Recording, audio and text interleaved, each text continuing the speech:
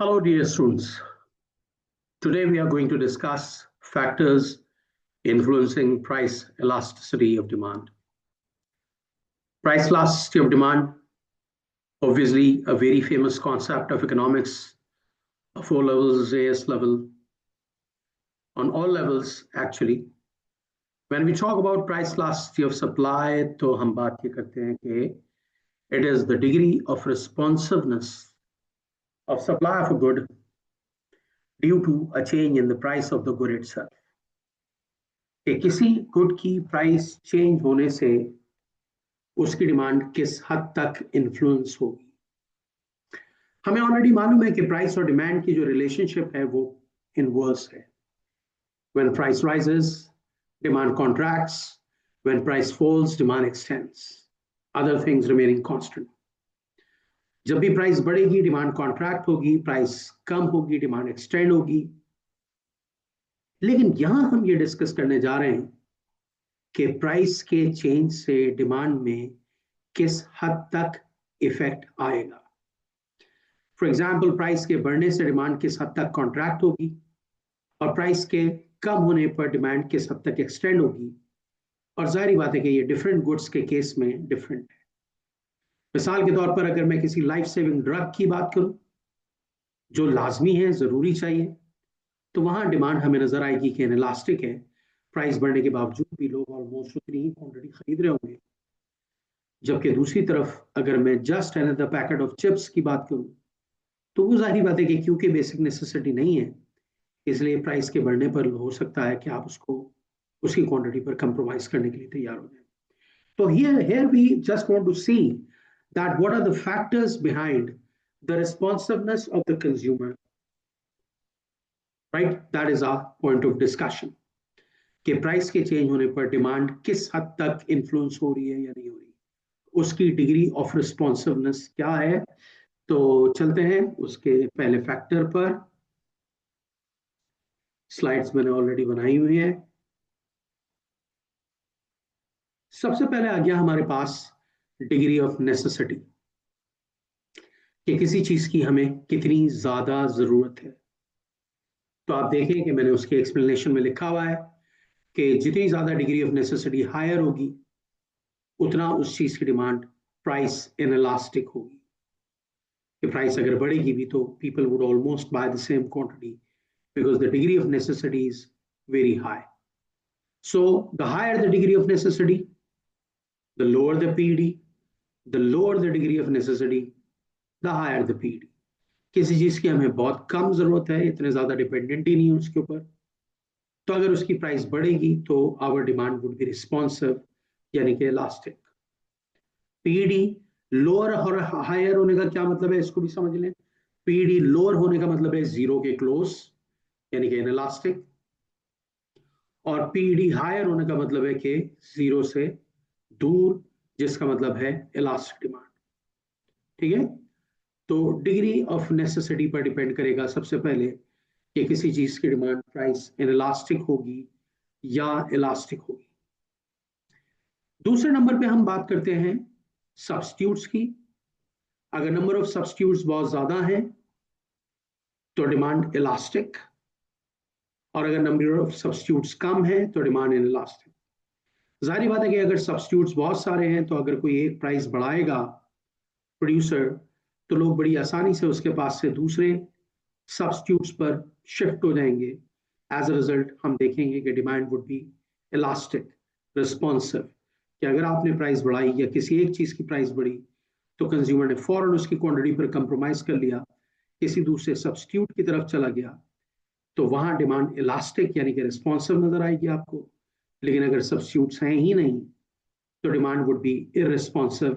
Price चाहे कितनी ही बड़े, consumer would still buy the same quantity of the good because there are no substitutes. तो कौन सा गुड कितना सब्स्टिट्यूटेबल है, जाहिर बात है कि इलास्टिसिटी उस पर डिपेंड कर रही है। जितना ज्यादा सब्स्टिट्यूटेबल है उतना इलास्टिक डिमांड, और जितना लेस सब्स्टिट्यूटेबल है उतना इनइलास्टिक डिमांड। उसके बाद हम आ जाते हैं अपने तीसरे फैक्टर पर, और वो है कि वो गुड जो कंज्यूम कर रहा है वो हैबिट फॉर्मिंग है या नॉन हैबिट फॉर्मिंग है। अगर कोई हैबिट फॉर्मिंग चीज है, एडिक्टिव चीज है, आपको लत लगी हुई उस चीज की आदत है, तो प्राइस बढ़ने पर भी आप उसको उतनी ही क्वांटिटी खरीद रहे होंगे। डिमांड इनइलास्टिक होगी, यानी कि इररिस्पॉन्सिव होगी। आपकी डिमांड पर प्राइस के बढ़ने से कोई खास फर्क नहीं आएगा। जबकि अगर नॉन हैबिट फॉर्मिंग है तो इसका मतलब है कि आप उस चीज को जल्दी क्विट कर सकते हैं प्राइस बढ़ने पर, आपको कोई उसकी ऐसी नीड नहीं है, तो एज अ रिजल्ट आप कंप्रोमाइज करने की पोजीशन में होंगे और डिमांड प्राइस इलास्टिक होगी। फिर प्रोपोर्शन ऑफ इनकम स्पेंड के ऊपर भी डिपेंड करता है। आमतौर से देखा गया है कि जब proportion of income high spend हो रही होती है तो आपकी डिमांड सेंसिटिव हो जाती है। मिसाल के तौर पर अगर किसी चीज की हायर प्राइस होगी, जैसे कि मैंने लिखा हुआ भी है कि हायर प्रोपोर्शन कब लग रही होगी, जब प्राइसेस उस चीज की बहुत ज्यादा बढ़ जाएंगी।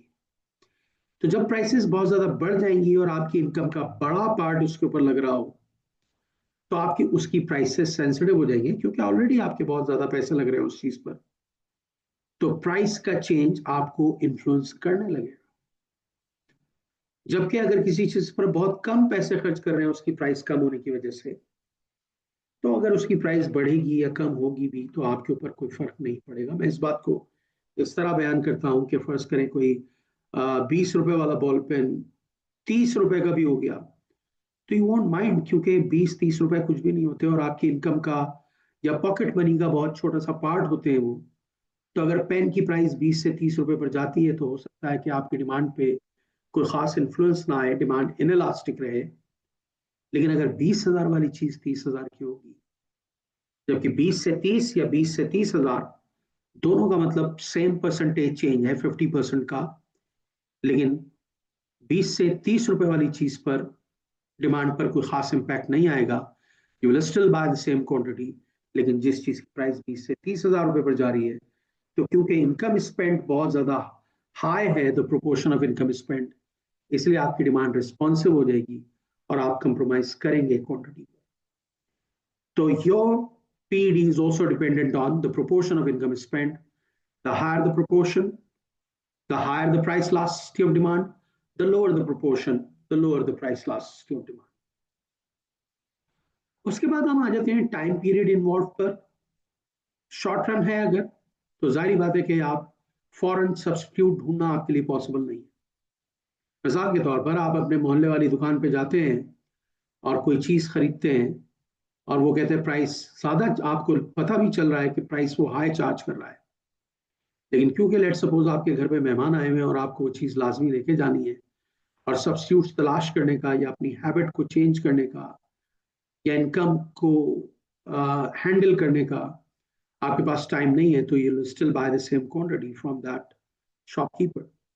तो शॉर्ट रन में you don't have availability of substitutes, you don't have the knowledge, you don't have the time to change your habit.